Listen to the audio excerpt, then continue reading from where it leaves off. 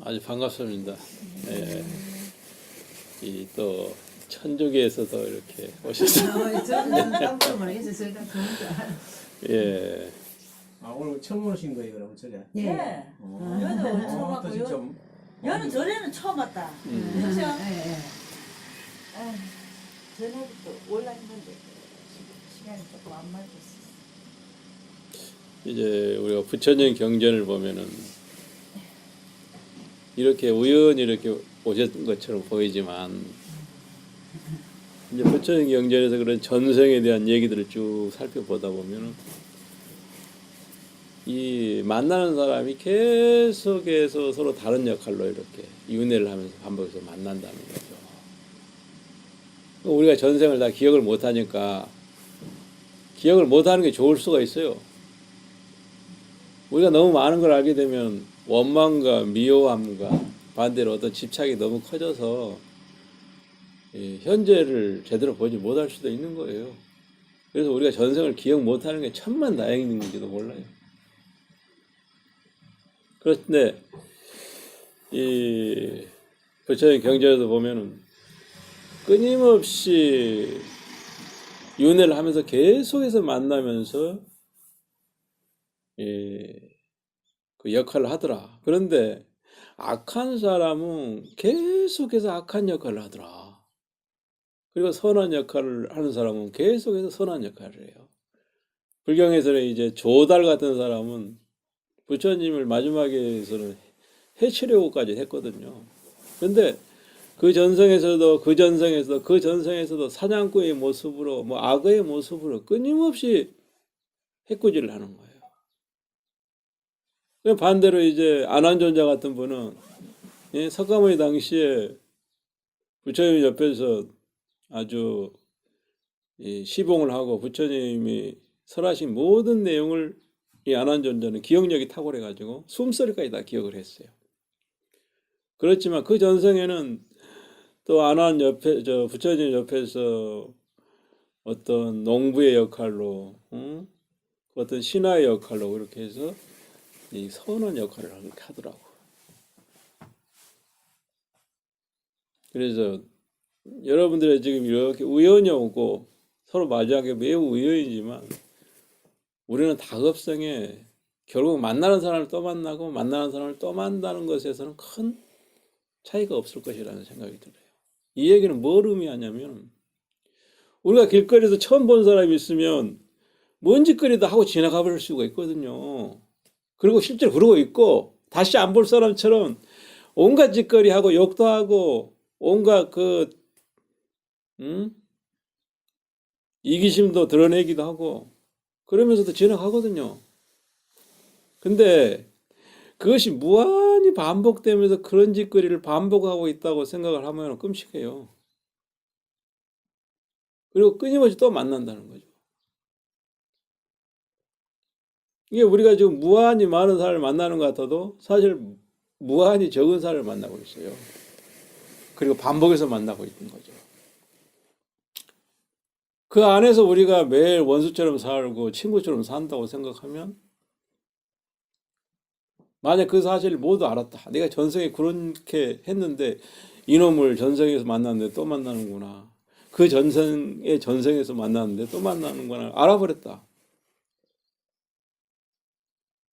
그러면 그 사람은 근원적으로 악연의 그 뿌리를 뽑고 싶을 거예요. 그리고 단 한편으로는 다시는 보고 싶지 않다. 도대체 이 사람과 근본적으로 인연을 끌려면 어떻게 해야 될까? 그런 고민도 할 거예요.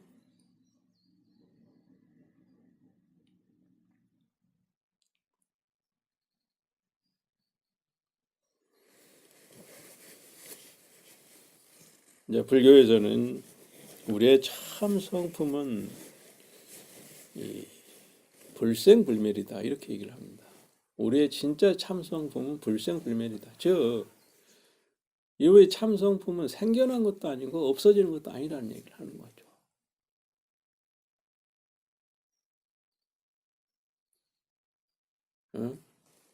생겨난 것은 없어지기 마련이죠. 어떤 것이든. 그런데 생겨나지 않는 그런 성품을 갖고 있다면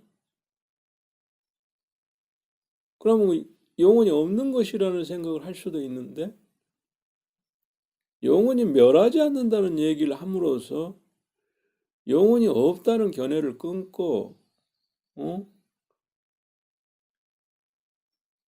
또 영혼이 존재한다는 그 견해에도 해당되지 않는 그러한 성품이 우리의 참 성품이라고 언어상으로 정의한 것으로는 가장 정교한 대답이에요. 불생불멸이라는 불교에서는 참된 우리의 참된 성품은 생하는 것도 아니고 멸하는 것도 아니다. 이렇게 간단하게 네 글자로 정의하고 있지만 이 네 글자는 모든 외도의 논리를 다 타파하는 아주 탁월한 말이에요. 이게 알고 보면 굉장히 쉽게 느껴지지만 그렇지 않거든요. 왜냐하면 생겨난다고 하는 견해를 부수고 없어진다고 하는 그 견해를 부수고 있거든요. 이렇게 불생불멸 참성품 얘기하면 매우 막연한 소리처럼 들리지만 당장 여러분들이 내일 당장 임사체험을 했다고 합시다. 그러니까 딱 죽었어. 교통사고가 났어요. 그러면 무슨 일이 날까요? 여러분 유튜브나 보고 TV 보면 다 나와 있어요. 임사체험할 때 어떻게 뭘 체험하는지 다 똑같은 소리를 하고 심지어 참선 수행을 한 사람도 그와 똑같은 소리를 해요. 항시. 그러면 그건 우리가 부정할 수 없는 객관적인 사실이에요. 심지어 티베트의 사자에서에서도 죽은 이후에 벌어지는 상황을 낱낱이 설명하고 있거든요. 단계별로. 그럼 그 사자에서의 내용과 요즘 과학에서 의학에서 임사 체험하는 사람들이 경험한 내용이 안 달라요. 안 다르단 말이에요. 그러면 이 육체를 딱 떠나는 순간 뭔 일이 일어나는가? 이걸 우리는 이해할 필요가 있고 간접적으로라도 이렇게 생각할 필요가 있어요. 그래요. 일반적으로 이 얘기서는 이제 개인적인 그 체험도 포함을 시키고 여러 가지를 포함시켜서 얘기를 드릴게요. 사람이 딱 죽으면 제일 먼저 혼이 쭉 빠져나가는 거예요. 정수리로 나가든가 가슴으로 나가든가 어디론가 나가. 사람마다 다르다고 해요. 그럼 딱 나가면 천장에서 방 안에 있는 사람을 다 쳐다보는 거예요. 가족들이 울고 불고 아니면 수술대 위에서 의사가 마취제 놔라 어찌라 이런 소리도 하는 게 다 들린다는 거죠. 보이고 다 본다는 거예요. 어떤 사람은 그것이 뇌의 상상력이라고 얘기하는데 뇌에서는 이미 파가 완전히 죽은 사람에게 들은 경험담이 있어요. 이게 뇌 판정은 완전히 죽은 걸로 판정이 났는데도 불구하고 그 숨이 끊어진 이후에 일어난 상황을 다 기억을 해가지고 나중에 얘기를 해요. 그러면 이렇게 우리가 육체 속에 있을 때는 말 그대로 구슬이 진흙통에 있는 것처럼 있는 것 같아서 그 구슬의 진가가 전혀 나타나지 않고 그냥 진흙과 같이 구르는 거죠. 그런데 이 구슬이 진흙을 벗어나서 깨끗이 씻어지면 얘기가 달라지는 거예요. 이 속에 우리 몸속에 있던 우리가 혼이라고 그러죠. 혼이 영혼이 육체를 벗어나는 순간 말끔해지는 걸 느끼는 거야. 상쾌한 거야. 그리고 그동안 육친의 뒤엉켜서 살고 그 관계를 맺고 살고 원수와 선한 자를 구분하면서 살았던 그 갈등 속에서 살았던 그것이 갑자기 말끔하게 벗겨지는 걸 느끼는 거야. 그러면서 그 모든 것들이 관계로부터 자유로움을 느끼는 거죠. 홀로라는 걸 느껴요. 비로소 진정하게. 그들이 대체로 느끼는 것은 삶으로부터 해방감, 감옥으로부터 이렇게 벗어난다는 그 홀가분함을 느낀다고 일반적으로 얘기하거든요. 그리고 그 상태에서는 시공을 초월한다고 했어요. 그러니까 뭔 소리냐면 그런 상태에서 문득 그래도 옛날에 내 친구가 하나 있었는데 그 친구는 보고 가야 됐다 이런 생각이 들면은 그런 생각을 내는 순간 그 친구가 있는 곳으로 순간 이동을 한다 그랬어요. 그래가지고 그 친구가 누군가가 대화를 하거나 뭔 일을 하고 있는 그 장면을 그대로 보고 그 말을 기억을 해요. 그러니까 나중에 이제 인사체험에서 깨어났을 때 그 얘기를 그 사람이 그대로 확인할 수가 있는 거야. 직접 거기 가보니까, 그리고 그 친구를 만나서 네가 그때 혹시 내가 이랬었는데 이런 얘기를 하고 이런 상황에 있었지 않냐 얘기하면 그 사람이 네가 여기에 있지도 않았는데 어떻게 그걸 기억 아느냐 그렇게 묻는다는 거죠. 즉 우리의 이 영혼성이라고 하는 것은 이와 같이 시공성을 초월한다. 이것이 육체를 벗어나는 순간 실감을 해. 내지는 수행을 해가지고 참선이나 명상을 하다 보면 더러 부분적으로 체험하기도 하는 거예요. 그게. 이 영혼을 우리는 흔히 말하기를 나라고 얘기해요. 흔히. 그게 우리의 나 자신이고 나의 본체라. 우리는 다 그렇게 얘기하고 있어요. 그래서 그 나라고 하는 것을 우리는 이 육체 속에 있을 때하고 그렇게 육체를 빠져나갔을 때는 이제 전혀 다르게 이해하는 거예요. 왜? 육체 속에 있을 때는 진흙 속에 있는 그 구슬이기 때문에 그 구슬이 뭘 비치겠어요? 진흙밖에 못 비치잖아요. 그런데 육체를 딱 벗어나는 순간 진흙으로부터 딱 벗어나기 때문에 말 그대로 맑고 청정하고 그리고 깨어있는 모습을 그대로 비추는 거예요.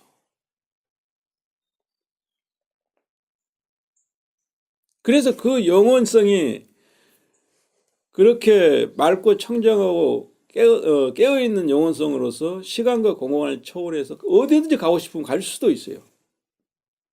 즉 천국에 가고 싶으면 천국에 가고 아미타 정토에 가고 싶으면 갈 수 있어요. 그런데 지금까지 내가 살아온 삶이 발목을 잡아버려. 문제는 갈 수는 있는데 그걸 가지고 발목을 딱 잡아. 그게 우리는 업이라 그래, 불교에서는. 업이 발목을 딱 잡아버려. 갈 수 있는데 잡아버려. 그러면 그것이 문제야, 결국은. 그래서 우리는 그 불교에서는 업을 지으면 결국은 나의 미래가 제약을 받는 거죠.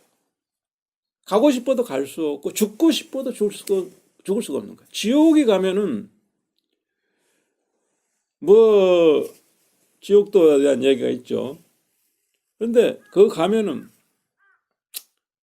그 고통 속에서 기절을 할 수는 있어도 죽을 수는 없다 그랬어요. 그러니까 나는 이 고통을 참느니 차라리 죽어버리고 싶어서 별짓을 다 해도 못 죽어요. 이게 지옥인 거야. 다른 게 지옥이 아닌 거야. 죽고 싶어도 못 죽는다는 게 지옥인 거죠. 응? 바로 그럴 때 이제 불교에서는 그런 얘기를 하잖아요. 네가 내 이름을 3번만 부르면 거기서 빠져나올 수가 있다. 지옥에서 빠져나올 수 있다고 얘기하는 거예요. 그런데 지옥에 떨어진 자가 그 고통이 완전히 사로잡혀 있을 텐데 그게 생각나겠어요. 관세음보살 3번만 부르라는 이 말이 절대로 생각날 수가 없는 거예요. 왜? 지옥에 갈 만큼 그만큼 하나의 습관, 잘못된 습관이 쪄들어 있는 사람인데 어떻게 그 습관을 타파하고 정반대 생각을 끄집어낼 수가 있겠어요? 쉽지가 않은 일이에요.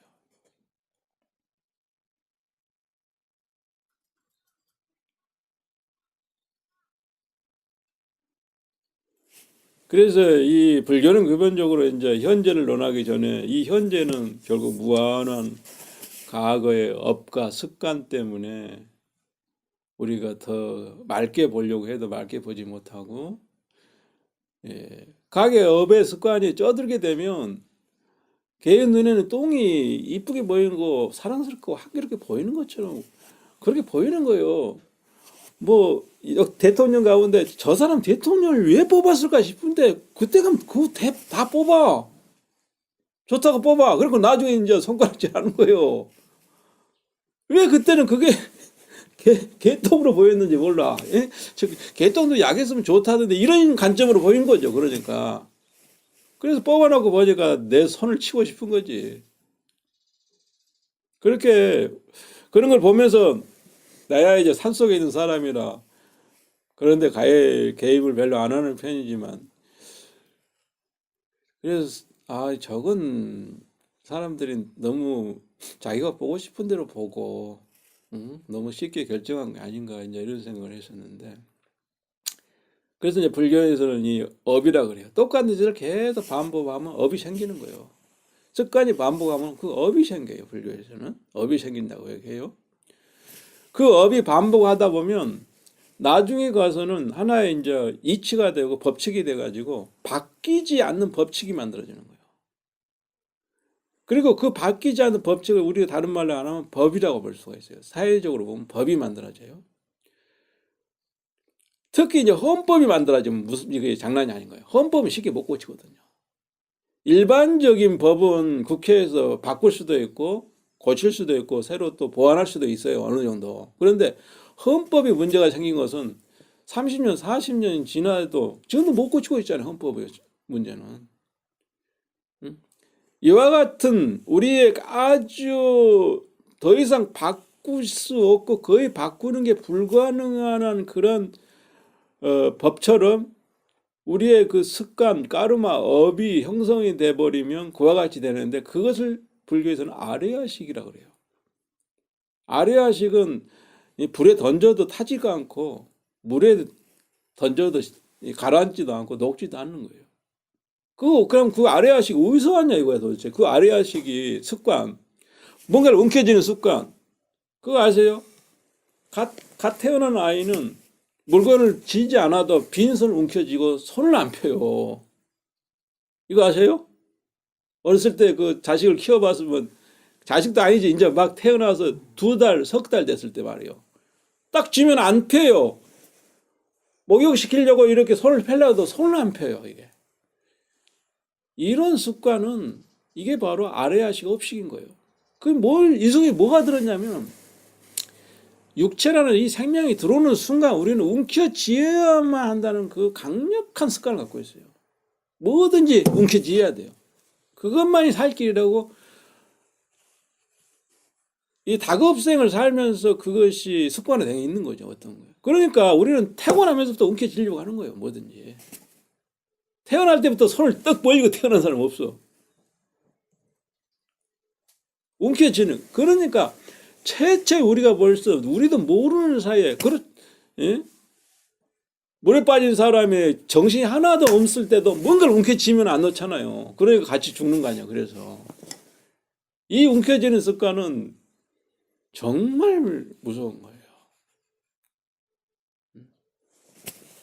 옛날에 인디아나 존스 영화를 보니까 아버지하고 아들이 이제 그 보물을 찾아서 가는데 성배를 찾아서 가는데 성배가 그렇게 고생하면서 이제 그 성배를 거의 찾아가지고 대치하는데 절벽 끝터리에서 땅이 흔들려가지고 그 성배가 절벽에서 땅에 떨어지냐고 그 한 단계 밑에 바위틈에 딱 찡겼는데 이 아들이 오직 이 성배만 관심이 있기 때문에 그걸 움켜쥐려고 그걸 뛰어들려고 하는 거야.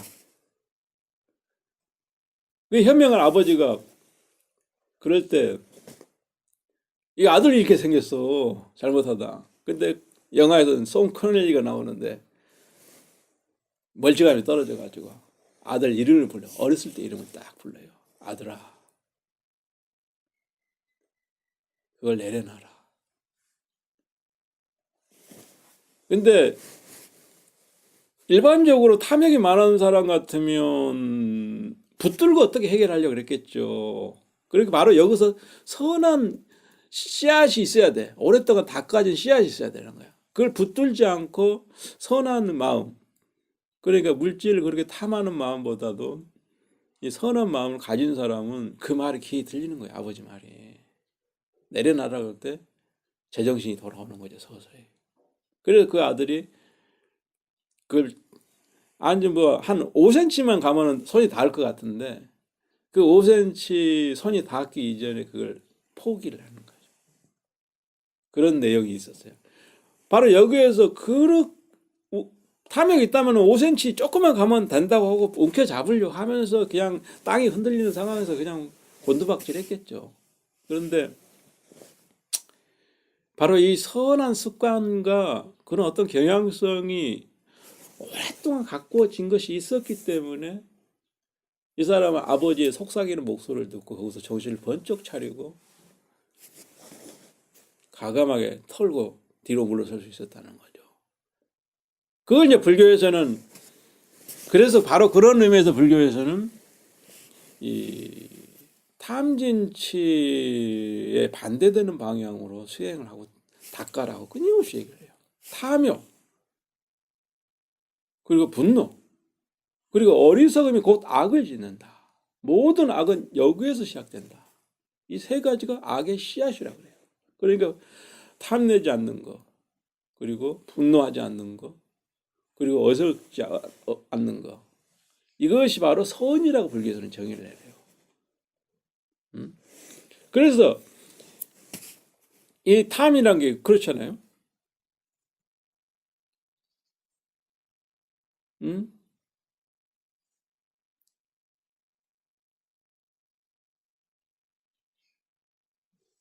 경우 탐이라는 것을 크게 보면은 바깥으로 추구한다는 거예요. 참된 진실을 밖으로 추구하는 게 탐인 거예요.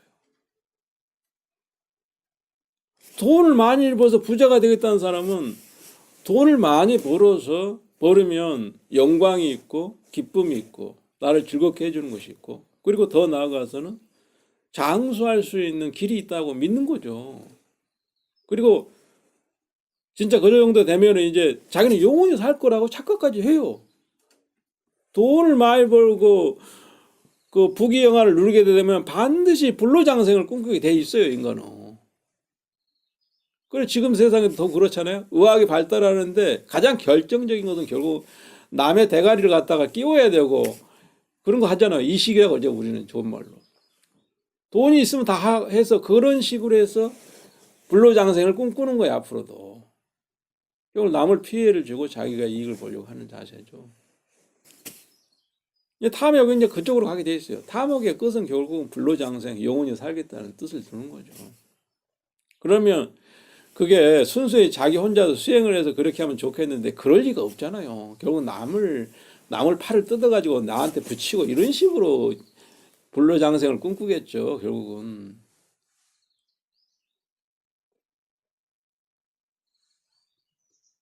그리고 분노라는 건 그거죠.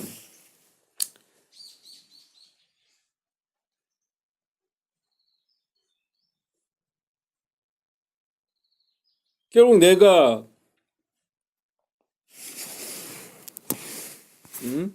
불교에 이제 전생담에서 이제 많이 나오는 것 중에 하나가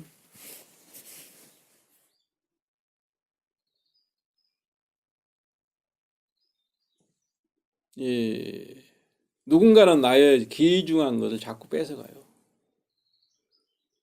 사람일 수도 있고 운명일 수도 있어요. 아니면 어떤 신이 그랬을 수도 있는데 처음에는 뭐 자식을 뺏어가더니 돈을 뺏어가고 부인을 뺏어가고 사회적인 지위와 그런 걸 다 뺏어간단 말이에요. 그럴 때 우리는 원망을 하죠, 일반적으로. 그러나 불교에서는 이 원망을 얘기하지 않아요. 인욕을 얘기하거든요. 그렇게 모든 걸 뺏어갈 때 그것을 원망하지 말고 오히려 크게 대승의 마음을 일으켜라. 어떤 마음? 내가 나중에 부처가 되면 이 중생을 제도하리라. 이 어리석은 중생을 제도하라. 이런 원력을 세우라고 얘기해요. 이런 원력이 단기적으로 보면은 터무니없고 불합리하게 보지만 길게 보고 보면은 결국은 자기를 구제할 뿐만 아니라 왜? 분노에 결국 만약 그게 안 한다 합시다. 그렇게 안 하면 어떻게 할 건데? 일생을 분노 속에 살 거 아니요. 그럼 자기가 먼저 그 감옥에 분노의 감옥에서 빠져나오지 못하는 거 아니잖아요. 그렇죠? 그게 부처님께서 가장 정확한 해답을 준 거예요. 네가 그래봤자 평생 분노하면서 네 감옥 분노의 감옥에서 먼저 네가 갇힌다. 그러면 그런 분노의 감옥에 갇히고 싶지 않다면 내가 진실을 얘기해 주마. 나 역시 그렇게 했다. 나 역시 전생에 그런 일을 겪었을 때 그게 원망하지 않고 내가 장차 부처의 깨달음을 하게 되면 이 중생부터 제도하리라 이런 원력을 세웠다고 얘기를 하거든요. 거두절미하고 딱 그 얘기를 하는 거예요. 그래서 만약에 이렇게 마음을 돌릴 수 있다면 그 사람이 자기 분노 속에 갇히지 않고 그리고 대성적으로 장차 보살행을 하게 된다 이런 얘기를 하는 거예요.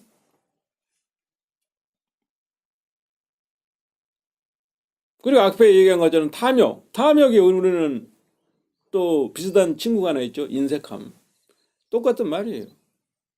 거기에 이제 사로잡히면 결국은 타인에 의해서 종속될 수밖에 없는 거예요. 응? 항시 탐욕을 많이 있는 사람은 결국은 남을 의식하면서 남보다 나아야 되는 거고. 그런데 그게 딜레마예요. 여러분이 만약에 벤츠를 하나 샀다고 합시다. 근데 남한테 잘 보이기 위해서 그 벤츠를 하나 샀어요. 그러면 그 사람이 행복할까요? 행복할 것 같이 보여요. 나 저 벤츠 탄 사람들 얘기를 유튜브로 많이 봤거든. 그래서 내가 아는 게 좀 있어. 벤츠 타면 내가 원하는 벤츠 타지니까 그리고 남한테 이제 폼도 좀 잡을 수 있고 내 좀 괜찮겠는데 그래서 뭐 한 달에 200만 저 벌면 벤츠를 굴릴 수도 있다고 하던데 그러면서 폼 잡기 위해서 벤츠를 샀다고 합시다.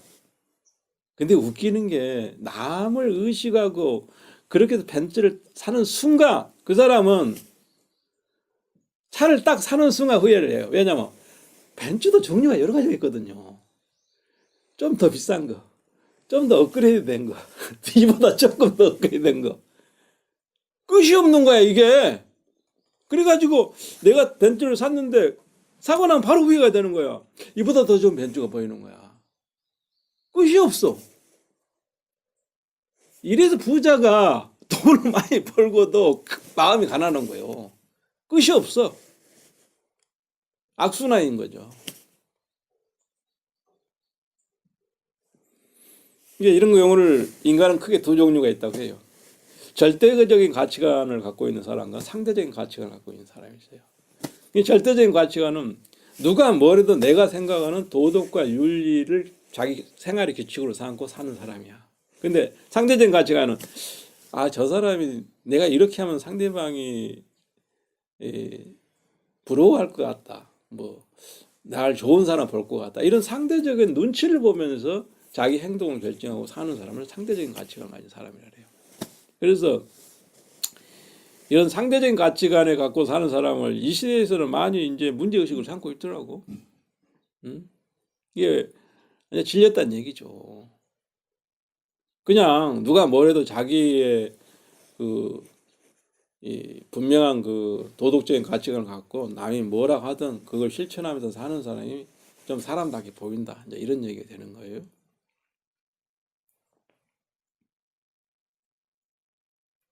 그래서 우리가 이제 이 탐욕을 부수기 위해서 불교에서는 하는 얘기가 이제 보시바람이를 얘기하는 거예요. 탐욕과 인색함을 부술 수 있는 것은 반대로 내가 남한테 마음을 베풀고 또 때로는 물질도 베풀고 때로는 자기의 노하우, 삶의 노하우, 지혜를 이렇게 나누는 것만이 탐욕과 인색이라는 그 감옥에서 벗어날 수 있다고 제시를 하는 거죠. 그러나 처음부터 그게 안 될 수도 있어요. 그런데 마음으로 반복해서 나는 모든 사람과 나누리라 이런 식으로 반복해서 읊조리다 보면 그것이 주문이 돼가지고 그런 행동을 할 수가 있어요. 왜냐하면 탐욕도 습관이고 보시도 습관에 의해서 만들어지거든. 습관을 탐욕의 습관만 가지니까 탐욕의 반대를 못하는 거죠. 습관이에요. 그걸 이제 습관을 결국은 업이라고 표현하고 까르마라고 표현하는 거죠. 그러니까 습관을 바꾸면 되는 거예요. 그런 거. 그래서 불교는 기본적으로 잘못된 습관, 악한 습관을 버리고 좋은 습관을 가지면 예? 그걸 결국은 통해서 천상에 태어날 수가 있고 천상에 태어날 수 있다고 얘기를 해요. 그래서 그 탐진치에서 시작된 악의 습관, 그것은 이제 다시 10가지로 나눠서 시박법이라고 그러는데 10가지 나쁜 습관을 안 하려고 하고 10가지 선한 습관을 실천함으로써 인간계에서 죽으면 그 혼이 천상계로 갈 수 있는 자격이 생긴다 그랬어요. 그러니까 아까 얘기했다시피 육체에서 여기서 혼이 쭉 나갔다 해서 이런 그 공덕이 없으면 갈 수가 없는 거야. 문제는 어디로 떨어져? 다시 개 뱃속에 떨어진든가 일이 뱃속에 떨어진든가 아니면 처녀 뱃속에 들어갈 수도 있는 거예요. 그 조건을 안 갖춰졌으니까.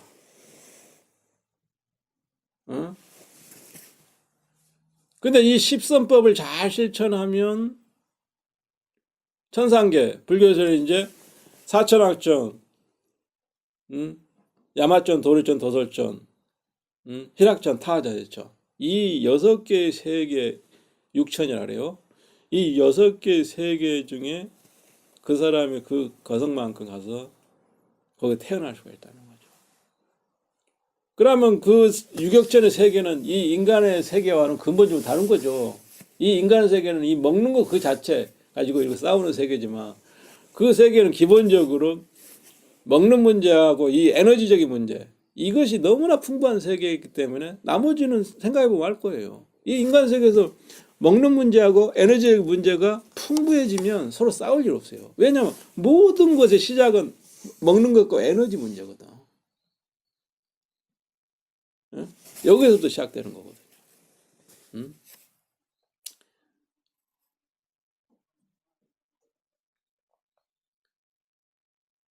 그래서 이제 정리를 하자면 아주 매우 그냥 단순한 얘기만 한 건데 아까 말한 최초의 육체의 몸에서 정수리든 가슴이든 우리의 그 순수한 이 순수하고 맑고 밝게 빛나는 영혼이 쭉 빠져나갔을 때 이것이 어디로 가냐 이거요. 그 가는 걸 누가 결정하나 이거요.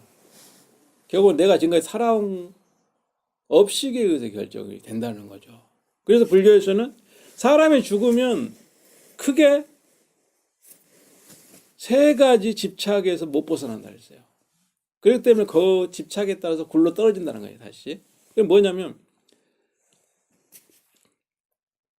첫째는 내가 살아생전에 애지중지했던 물건이나 뭐 집, 뭐 나무 아니면 보석 이런 데 집착을 하는 마음이 생겨가지고 떠날 수가 없어요. 더 올라갈 수가 없는 거예요. 그것이 나의 다리를 붙드는 거예요. 그리고 이제 사람도 그렇고 또 한편으로는 자기 과거에 집착을 하는 거죠. 그럼 과거에 집착하면 뭐예요 결국은?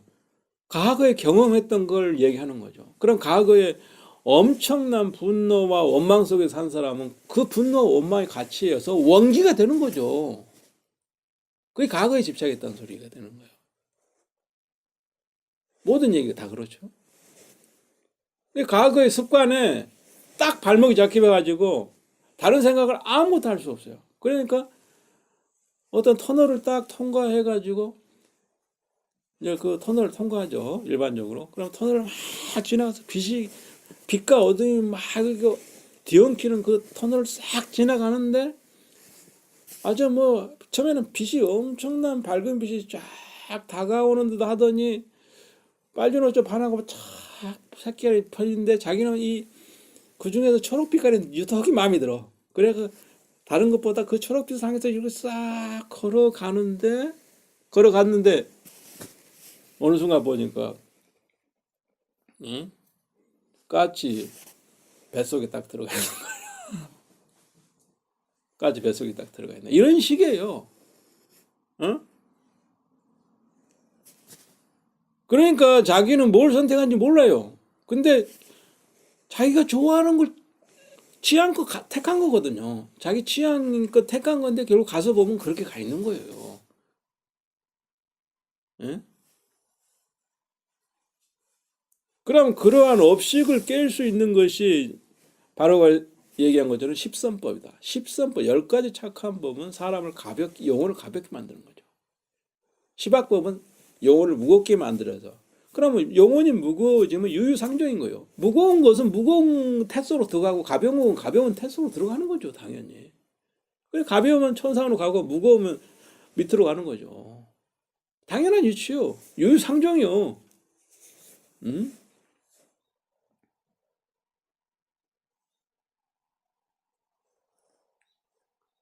그리고 이제 이렇게 중음신 상태, 삶과 죽음이 아직 결정되는 이 죽음신 상태는 거의 무중력 상태와 같아서 순수하게 자기의 이게 외부에서 이렇게 하지 마라, 하라 이런 제재가 없어. 그러니까 순수하게 자기 습관에 의한 결정을 하게 돼 있어요.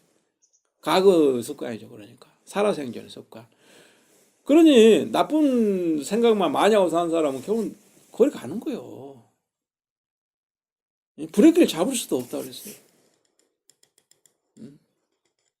그리고 그 정도가 너무 심한 사람은 예? 산채로 아비지옥에 떨어진다 이런 말을 쓰는데 그냥 중음신도 거치지 않고 곧장 지옥으로 가버리는 거야. 지극히 선한 사람은 중음신 상태도 거치지 않고 죽자마자 바로 그냥 아미타 정토로 가버리는 거야. 그런 얘기를 하거든요.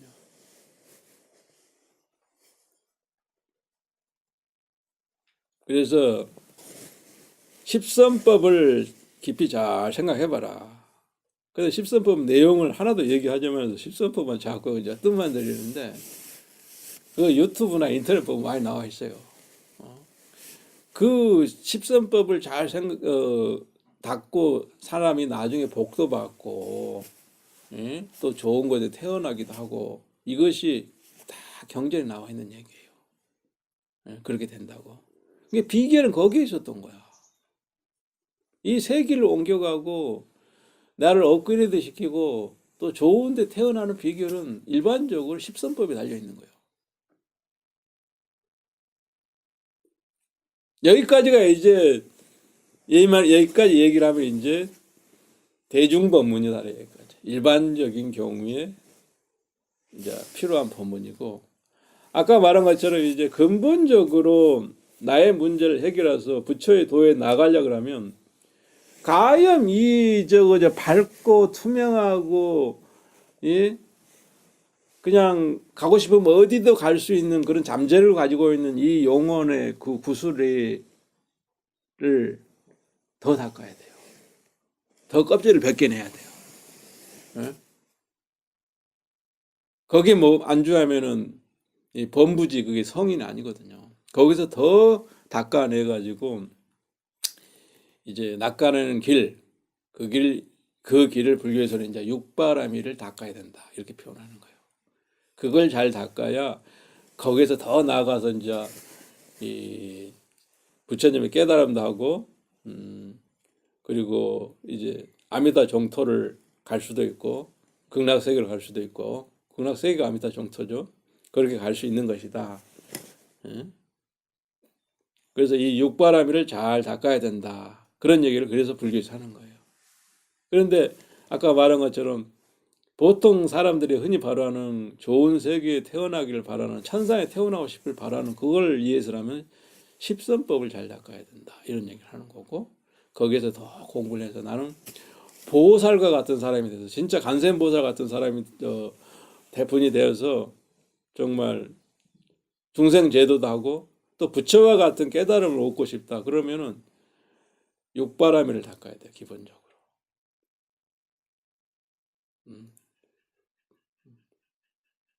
보시바라밀, 지게바라밀, 인욕바라밀, 정진바라밀, 예? 선정바라밀, 반야바라밀 이게 육바라밀인데 거기다 또 플러스 4개를 더 보태서 십바라밀을 닦아야 되는 건데 이런 여러 가지 부분들은 이제 내가 여기에서도 이제 개략적으로 좀 써놓고 그랬었습니다. 그래서 뭐 이 자리에서 다 얘기하면 뭐 좋게질 하겠지만 나는 할 수 있어. 근데 눈치가 보여. 여러분들이 눈치가 보여서 그것까지 얘기를 하고 싶어도 못 하겠고, 다만 이제 조금 전에는 이제 십선법을 닦아서 우리가 천상에 태어나는 도리를 얘기했어요, 분명히. 그래서 그 뿌리는 탐진치고, 탐진치와 관련해서 십선법에 관한 얘기는 앞으로 또 이렇게 책을 보고 어디나 자료가 있으니까 그걸 참고를 하시면 되고, 그리고 이제 부처님 깨달음의 그 진리의 세계로 가고 싶을 때는 육바람을 기본적으로 닦아야 된다, 이런 얘기를 하는 건데, 이제 끝으로 이제 내가 설의 일화를 하나 얘기를 해드릴게요. 중국에 이제 동산선사라고 있어요.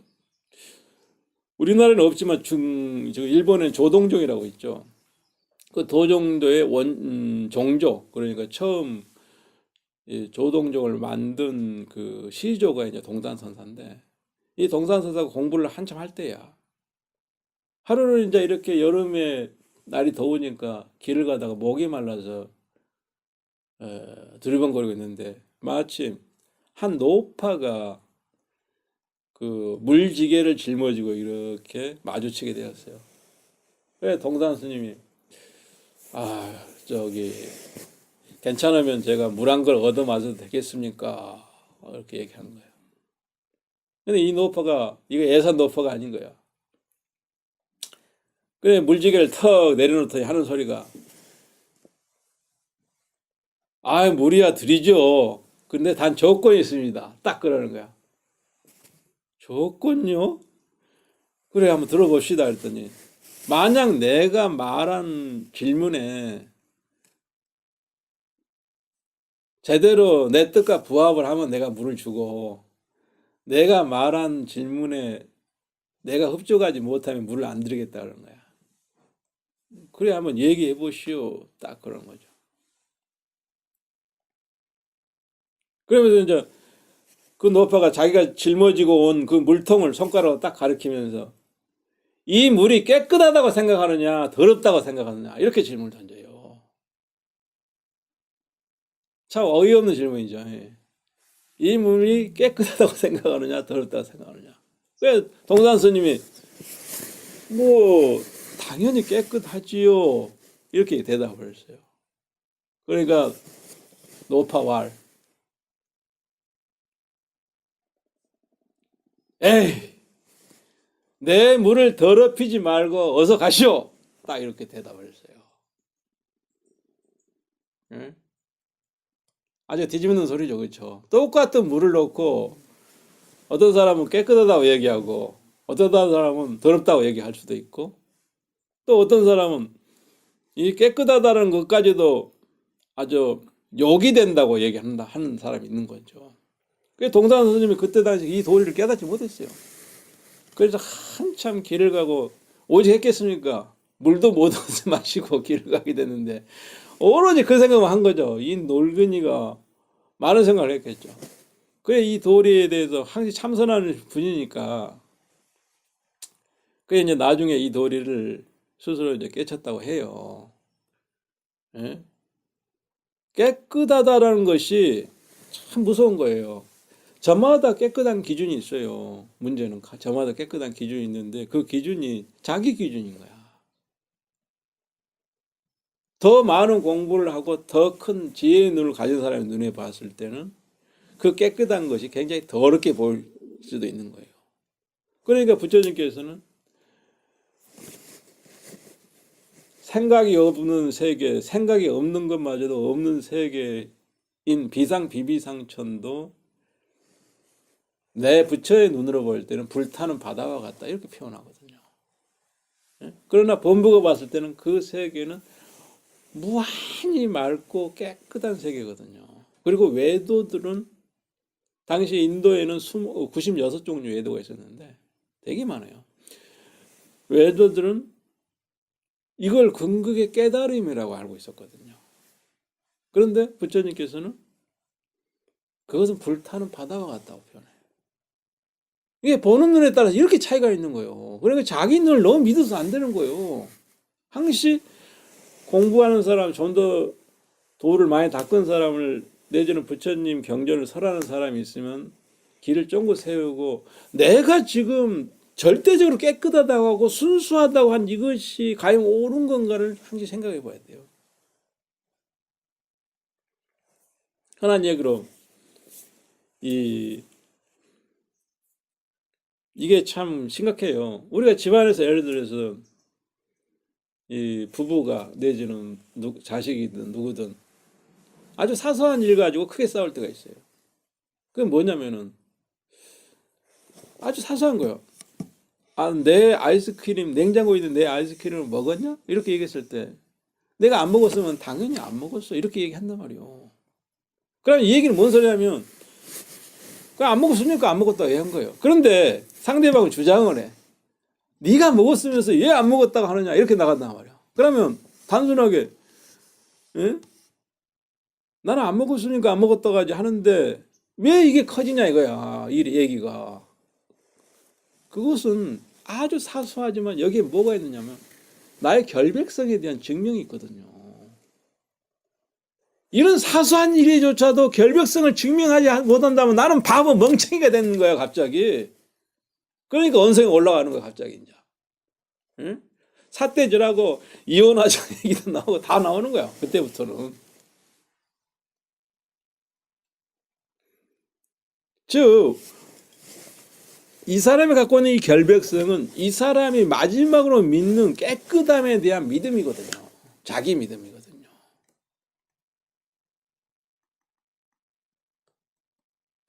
그 믿음이 훌륭한 분은 공부를 많이 한 분을 받아서 어느 정도 점검을 받고 상담을 하는 게 그래서 하는 거야. 상담을 해놓고 보면 내가 순수하다고 생각하고 절대적이라고 생각하고 깨끗하고 생각했던 그 개념 속에 그런 이해 속에 많은 혼탁함이 혼재해 있다는 걸 나중에 깨닫게 되거든요. 그걸 알게 되면 아이고 내가 참여를 해야 된다는 생각을 그때 가서 하게 되는 거죠 당연히. 근데 혼자서 깨끗함을 그렇게 정의를 내려버리는 사람은 그리고 남의 말을 안 듣는 사람은 아주 고역스러워요. 답이 없어요. 이제 불교에서 선에 이르러서 딱 이 얘기만 하고 이제 그칠게요. 어떤 스님이 있었습니다. 이 스님이 중국에 이제 설봉선사를 찾아갔는데 이 중국의 설봉선사는 1500대중을 먹여 살리는 스님이었어요. 아주 큰 스님이죠. 요즘 회사 가도 뭐 기껏해야 100명 정도 스님들이 사나? 그것도 못 살죠. 근데 1500명이 그 절에서 살았어요. 그럼 이 절의 식량을 누가 다 공급하냐 이거야. 설봉스님의 복덕으로 공급을 하는 거죠. 왕이 이렇게 설봉스님의 그 높은 덕을 흠모해서 왕이 이렇게 금은보화를 하사하기도 하고 뭐 당시의 재상들이 그렇게 또 보시를 하기도 하고 그렇겠죠. 그래 1500명을 그렇게 먹여 살릴 수 있다는 것은 참 대단한 공덕을 갖고 있는 분인데 그리고 이제 그렇게 1500대중은 다 설봉선사가 하나하나의 그 공부와 그 사람의 단계를 다 이렇게 꿰뚫고 있는 상황이라고 볼 수가 있겠죠. 설봉선보다 더 뛰어난 사람 같으면 거기 안 머물죠. 벌써 다른 데 가버렸죠. 이게 다 자식처럼 그렇게 거느리면서 공부를 하는 곳인데 그걸 딱 찾아가서 이 스님이 묻기를 애 골짜기에 차가운 샘일 때는 어떻습니까? 이렇게 질문을 던져요. 또 물 얘기가 나오는 거예요. 오늘 주제가 물이에요. 그걸 한자는 고간 한자시 여. 그런데 인터넷 뒤져보면 다 나와요. 또 지산 스님이 올려놓은 것도 나와요.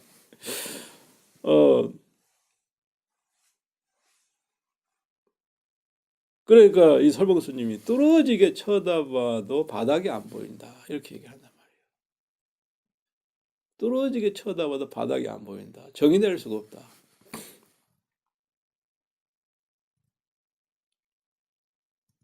그럼 마시면 어떻습니까? 라니까 입으로 마셔서는 안 된다. 이런 얘기를 한단 말이에요. 그 이스님이 여기에서 답을 못 얻고 나중에 조조선사, 선의 세계에서는 조조선사가 최고거든요. 공부가 그만큼 많은 분이에요. 124살까지 살았어요. 예? 나이 50, 60에 중국 전국을 다니면서 공부인을 찾아다니면서 공부를 이렇게 탁말을 하고 더욱 자기 공부에 이렇게 갈고 닦은 길을 30년 동안 그렇게 행각을 한 분이에요. 대단한 분이에요.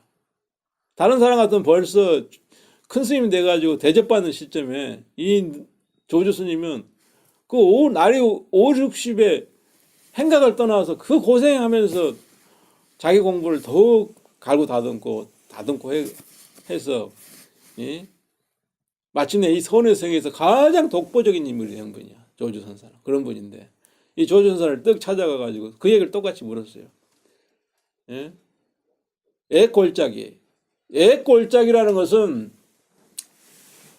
우리가 한국처럼 이런 골짜기가 아니에요. 중국의 그 산하를 생각해봐요. 중국에 엄청 바위 이렇게 산 골짜기. 그러니까 아주 깎아지는 그런 골짜기고 애골을 썼다는 얘기는 뭐냐면 거의 사람 손길이 닿지 않아서 옛날 그대로 모습을 갖고 있는 그런 골짜기라는 얘기예요. 그런 골짜기에서 바위의 석관수, 바위 틈에서 이렇게 물이 솟아올라 가지고 하나의 샘물을 이루고 있다는 거죠. 그래 애 골짜기에 차가운 샘일 때는 어떻습니까? 이게 여기서 차갑다는 얘기가 그런 얘기잖아요. 깊은 골짜기에서 그리고 바위 틈에서 이렇게 물이 솟아오르니까 한여름에 봤을 때 그 물이 되게 차갑죠. 그러니 그 물이 얼마나 맑고 깨끗하겠어요. 사람의 손길도 닿지 않는 곳에 있는 물이야. 이 물에. 예? 애골짜기에 차가운 샘일 때는 어쩌습니까? 이 질문 속에는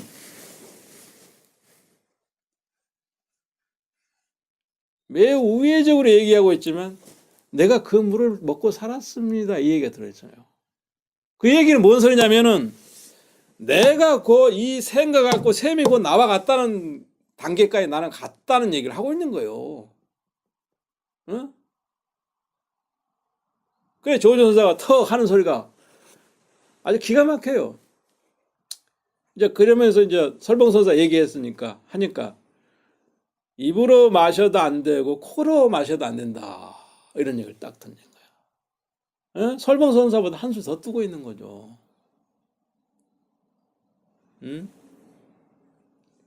천하에 당시에 무수한 이 성객들이 있었지만 설봉선사가 입으로 마시지 말라고 한 뜻을 아는 사람이 거의 드물었다고 해요. 그러면 조조선사를 아는 사람이 몇이나 되겠어요. 설봉선사의 뜻도 알기 어려운데 조조선사의 뜻을 아는 사람이. 그래 조조선사는 또 물었어요. 그러면 맛은 어떻습니까? 라고 얘기하니까 조조선사가 쓰다. 맛이 쓰다는 거야. 그러니까 또 물었어요. 마시면 어떻습니까? 죽는다. 이 물을 먹으면 죽는다고 얘기하는 거야. 이렇게 해서 샘물 하나 놓고 이 천하를 두 조각에 낸 것과 똑같아요. 하나는 설봉스님이 차지하고 하나는 조조스님이 차지했잖아요. 그래서 이제 더 이상 천하가 없는 것 같아요. 이 샘물에 관해서는 이 이상의 얘기가 있을 수 없는 것처럼 딱 보이거든요.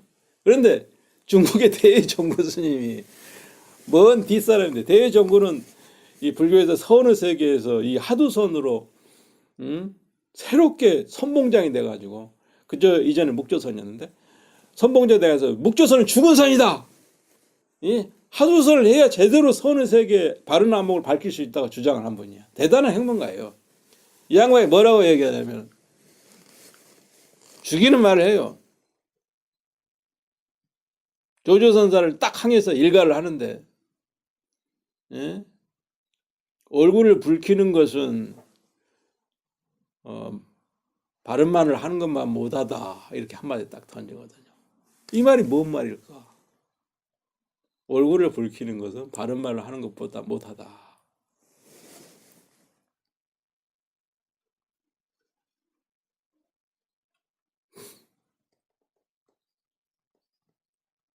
또 할 얘기가 있지만 여기까지 하고 이와 같이 우리는 샘물 하나 가지고 물 하나 가지고 여기까지 왔어요. 즉 세상에 이래서 옳고 그름을 정의를 내리기는 쉽지만 자기 혼자서 정의 내리기는 쉽지만 그 이치를 눈 밝은 사람 공부를 많이 하는 사람하고 살펴보게 된다면 이와 같이 점점 깊어지는 거야.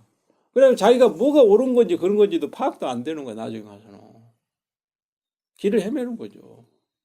그럼 세상의 이치는 뭐 그러면 뭐 다른가? 다 똑같지? 누구나 다 맑은 물, 좋은 물 좋아하고 탁한 물을 싫어하는데 진짜 맑은 물을 뭔지를 가려내는 것은 그만큼 어려운 일이다. 내 스스로 혼자서 대충 뚝딱거리면서 이거는 옳고 이건 틀리다. 이건 맑고 이건 더럽다. 이렇게 정의 내리기가 쉽지가 않다는 얘기를 하고 있는 거죠. 그래서 여러분들이 이제 인연 따라서 이 다음 생에서 이제 천상의 세계에서 뵐 분도 있고 저거 아미타 정토에서 뵐 분도 있고 뭐 이 인간 세계에서 뵐 분도 있겠지만은 이렇게 이 선을 찾는 거, 선의 십선법을 이렇게 닦아가는 것도 항시 이렇게 옥기슬염이고 자기 정의에 갇히지 말고 이것이 선일 것이야, 이것이 악일 것이야 이렇게 자기가 속단해서 하는 그런 정의에 갇히지 말고 무한히 자기를 이렇게 업그레이드 시키고 더욱 이렇게 배움의 끈을 놓치지 않고 끊임없이 자기를 베껴가는 이것이 결국은 이 천상계에 태어나는 원인이 되고 장차 불보살의 그 깨달음의 세계가 다가가는 원인이 된다. 이런 취지로 약수 하나만 몇 마디 이렇게 해봤습니다. 여기까지입니다.